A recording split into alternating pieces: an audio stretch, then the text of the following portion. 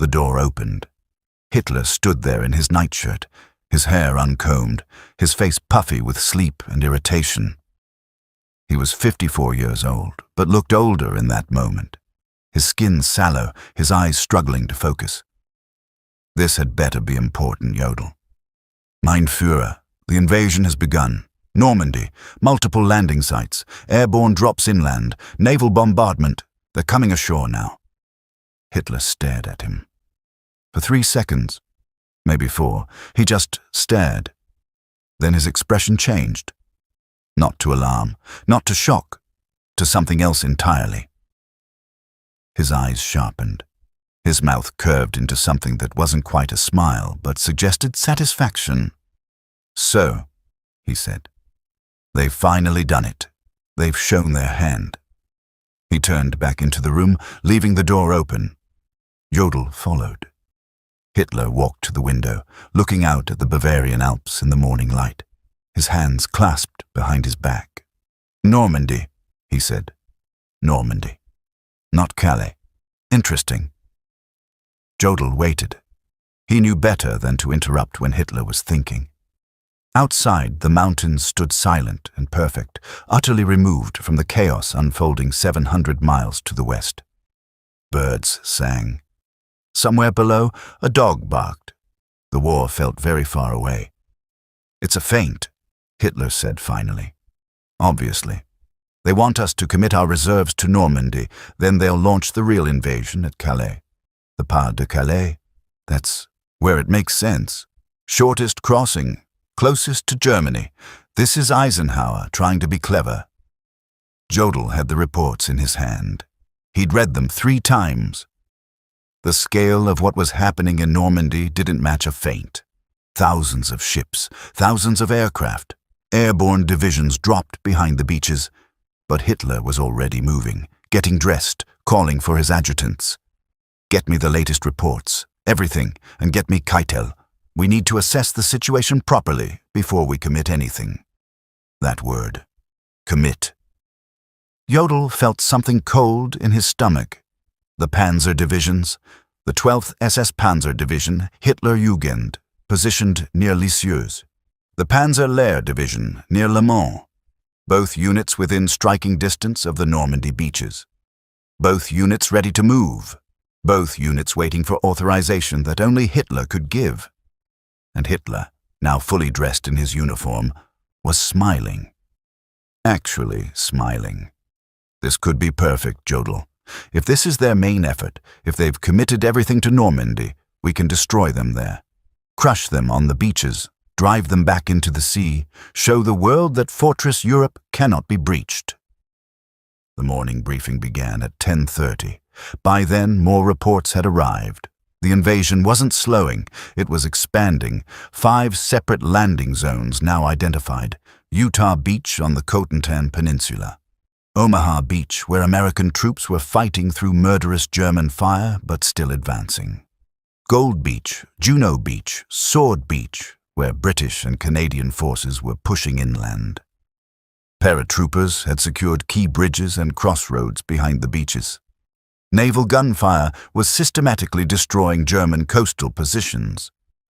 Hitler listened to all of this, standing at the map table, occasionally asking questions. How many ships? Impossible to count, the reports said. Hundreds at minimum, perhaps more than 1,000. How many aircraft? The skies were black with them. Allied air superiority was absolute. How many troops ashore? Estimates varied, but by noon the number was climbing past 50,000, then 70,000, then higher. And Hitler kept returning to the same conclusion. Calais. They're saving their main strength for Calais. This is too obvious, too expected. Rommel himself predicted Normandy as a possible landing site. That's exactly why they won't make it the real invasion. They know we're ready for it. Field Marshal Gerd von Rundstedt, Commander-in-Chief West, was on the telephone from his headquarters at Saint-Germain-en-Laye, outside Paris. He was 70 years old, a Prussian officer of the old school, and his voice carried the weight of 4 decades of military experience.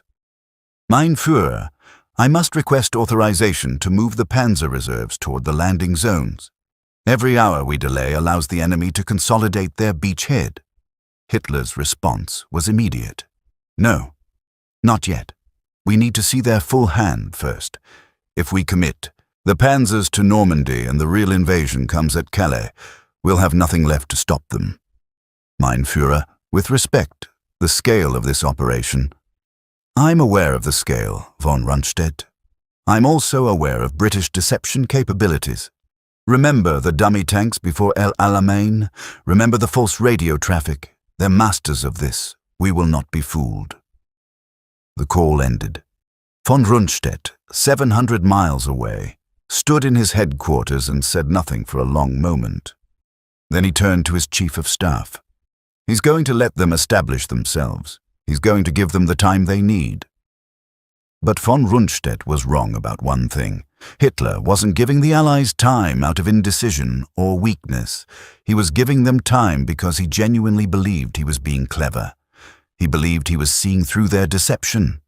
He believed that patience now would allow him to spring the perfect trap later. By early afternoon, the numbers were undeniable. Over 100,000 Allied troops were ashore. German commanders in Normandy were screaming for reinforcements. The 21st Panzer Division, the only armored unit close enough to reach the beaches without Hitler's authorization, had launched a counterattack toward Sword Beach and been stopped cold by British anti-tank guns and naval artillery. The division commander reported that without massive reinforcements, the beachhead couldn't be eliminated. Hitler's response, when it came, revealed everything about how he saw the situation. Tell them to hold what they have. Contain the beachhead. Don't let it expand. But we're not committing the reserve panzers. Not yet. Jodl tried once more. Mein Führer, if this is the main invasion, it's not. But if it is, it's not, Jodl. Use your head. Look at the map. Calais is 120 miles from London. Normandy is over 200. Calais is 150 miles from the Ruhr, our industrial heartland. Normandy is 300. Calais has the best ports. Normandy's ports are either too small or too heavily fortified. From a strategic standpoint, Normandy makes no sense as the main invasion point. Therefore, it isn't. The logic was perfect. The logic was also completely wrong. But Hitler had built his entire world view on the belief that he understood strategy better than his generals, that his intuition was superior to their conventional military thinking. He'd been proven right before. France in 1940, everyone said his plan was too risky, and he'd won in 6 weeks. The Soviet Union in 1941, everyone said don't invade, and he'd nearly taken Moscow. His track record of defying military convention and succeeding had made him certain of his own genius. And so the panzers sat, and the Allies kept landing, and the beachhead kept growing. By evening, the numbers had climbed past 120,000 troops ashore.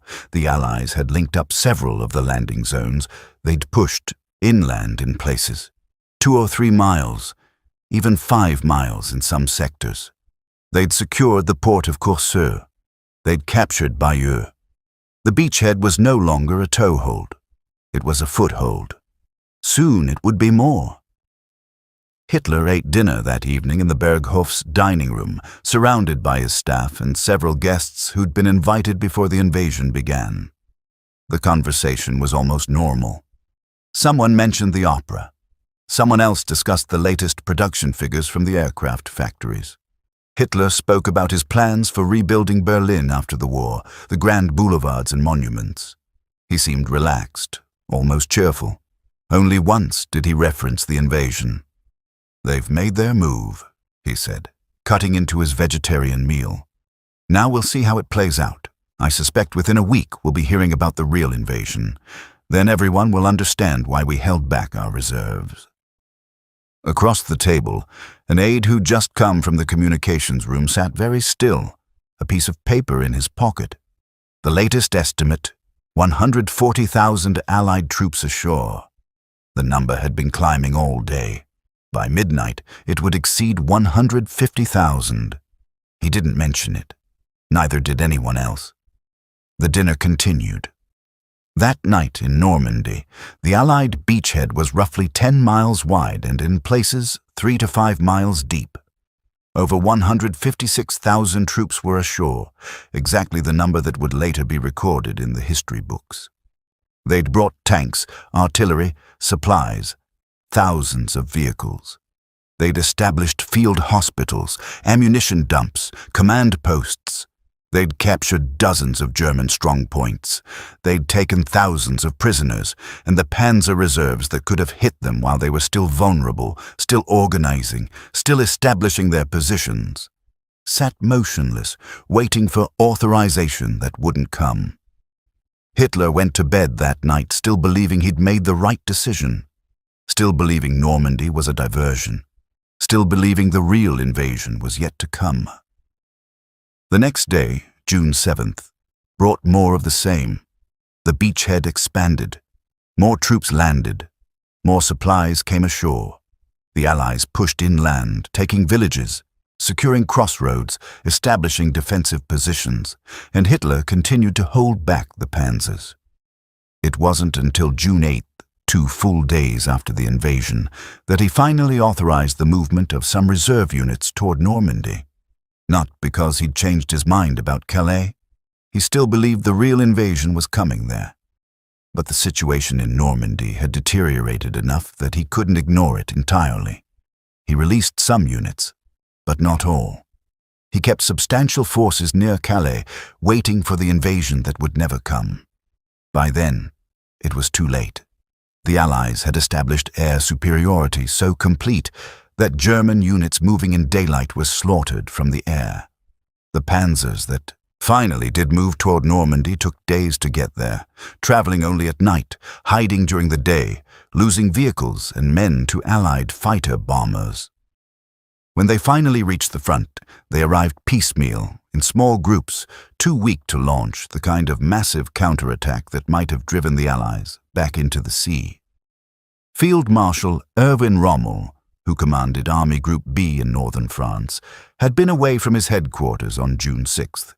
He'd been in Germany, visiting his wife for her birthday, convinced that the weather was too poor for an invasion. When he got the news, he'd raced back to France, driving through the night. He arrived on June 7th to find the situation already critical. Rommel had spent months preparing for this invasion. He'd placed obstacles on the beaches, mined the approaches, positioned his forces to respond quickly. But his plans had all assumed that when the invasion came, he'd be allowed to use the panzer reserves immediately to hit the Allies while they were still vulnerable on the beaches. Hitler's decision to hold back those reserves destroyed Rommel's entire defensive strategy. On June 9th, Rommel sent a message to Hitler's headquarters. The tone was carefully respectful, but the content was blunt. The situation in Normandy was deteriorating. The Allies were consolidating their position. Without massive reinforcements, without the full commitment of the panzer reserves, the beachhead couldn't be eliminated. Every day that passed made the Allied position stronger. Hitler's response came back the same day. Hold what you have. Contain the enemy. The reserves will be committed when the situation clarifies. Rommel read the message twice. Then he turned to his chief of staff. He still thinks Calais is coming. He's going to wait until it's impossible to stop them. He was right. Hitler's conviction that Normandy was a feint lasted for weeks.